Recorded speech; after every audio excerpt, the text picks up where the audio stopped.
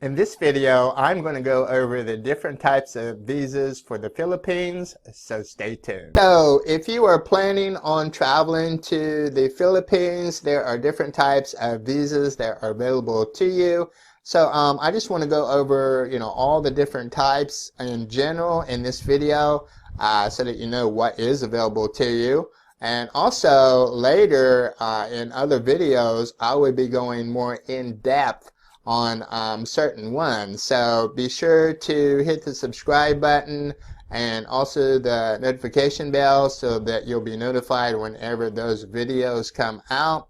But yeah, first of all, short disclaimer before we get into this video, I am not a lawyer.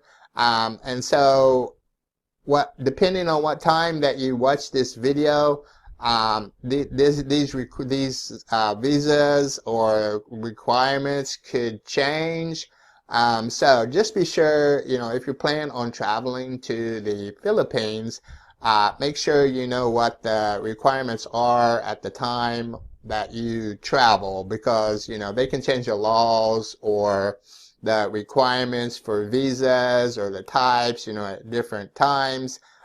We never know, so just be safe and check it for yourself. Anyway, at the time of this video, this is information I had from, research that I did, so I'm going to supply it to you, but, the information that I know. But just be careful and check for yourself before you travel there. Alright, so let's get into it. First of all, do you need a visa to go to the Philippines? Well, there are two types of visas for the Philippines. First of all, there is a non-immigrant visa, and then the second type is an immigrant visa. Now, in order to enter the Philippines for a short-term stay, you have to be from an eligible country, and you're required to obtain a non-immigrant visa. Now, depending on your country of origin, you may not need a visa if it's up to 30 days stay. And now it's also possible to extend the visa beyond that 30 days for additional fees. And again, I will go into depth more about that in another video. Now, if you're wanting to enter the Philippines for certain purposes like employment, to find work, now depending on the purpose and how long you want to stay, then you need a visa also. So it just really depends on your purpose and how long you want to stay, whether you want to work or not. So yeah, let's talk about the different types of visas that you need. First of all, there's the tourist visa. And if you're exceeding 30 days, then it's necessary, depending on your country of citizenship. So they grant non-immigrant visas also for prearranged employment, trade, transit, and education, and those requirements vary. Now there's also the non-quota immigrant visa, which is for children and spouses of Philippine citizens and returning natural-born Filipinos. There is the quota immigrant visa, which is granted to those that have enough financial capital, enough money, and possess extraordinary professional skills, but those are granted maximum of 50 per year. And there's also the special resident retirees visa. Sometimes I make a mistake and I call that the special resident retirement visa, but it's actually the special resident retiree visa, which is a non-immigrant visa. And to get into that visa program, you have to submit a deposit depending on your age and possible pension. And again, I will get into that one also more in depth in another video. I just wanted to put out what's available out there. So you have the tourist visa, a non-immigrant visa for, employment, work, or trade, transit, if you're, just traveling in between, and education. Then you have the quota immigrant visa, and you have the special resident retiree visa.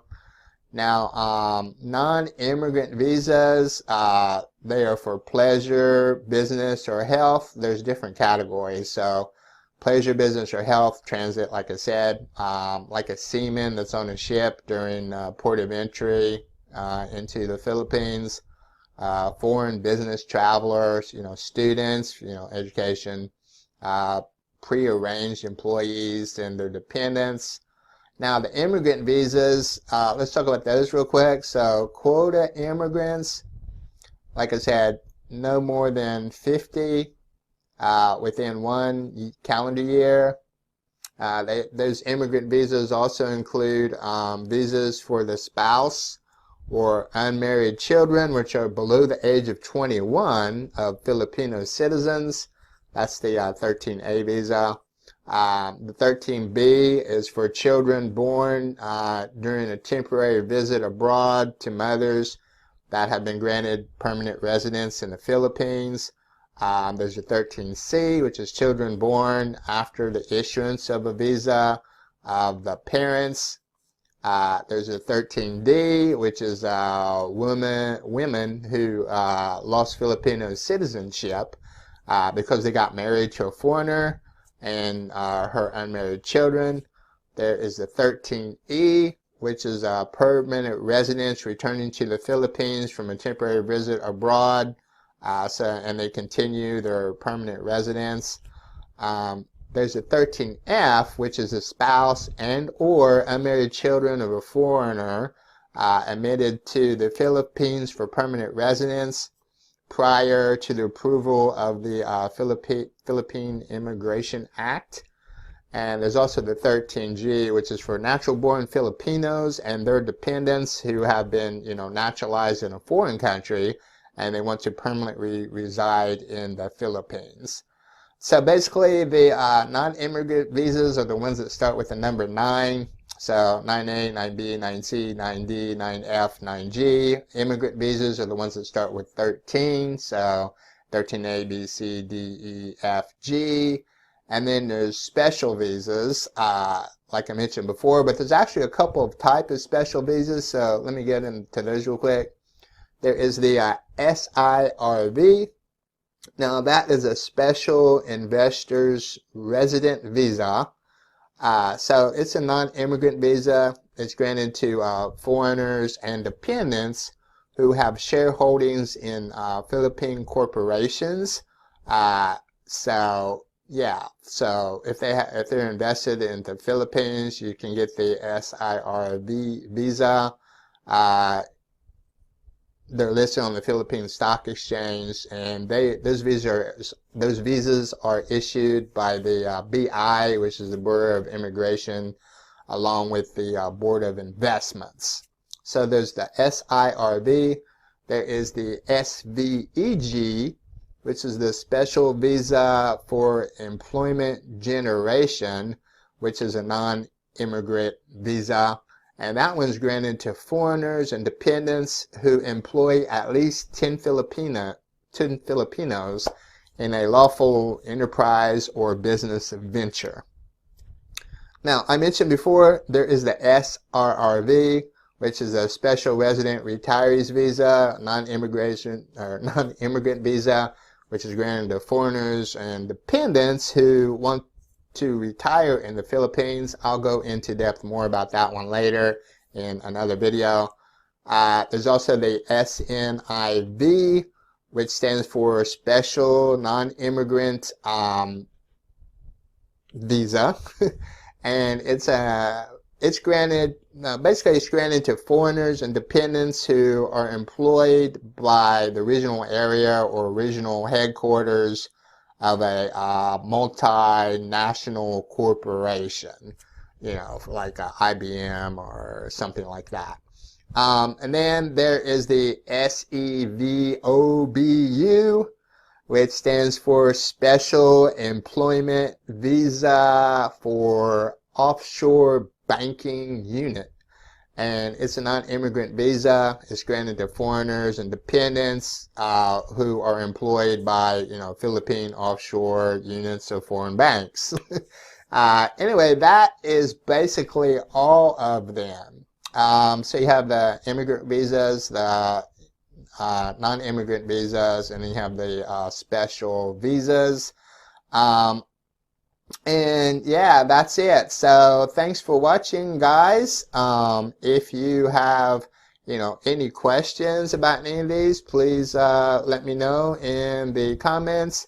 Like I said, I'm not a lawyer, and I'm going to be talking about two that most foreigners are interested in other videos, which is the tourist visa and the special resident retiree visa. But yeah, if you have any questions or comments, leave them down below. If I don't know, I'll try to find out the answer for you. I'll see you guys in another video.